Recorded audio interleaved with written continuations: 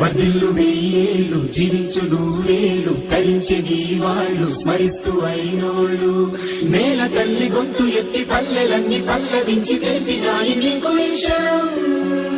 జన్మదిన శుభాకాంక్షలే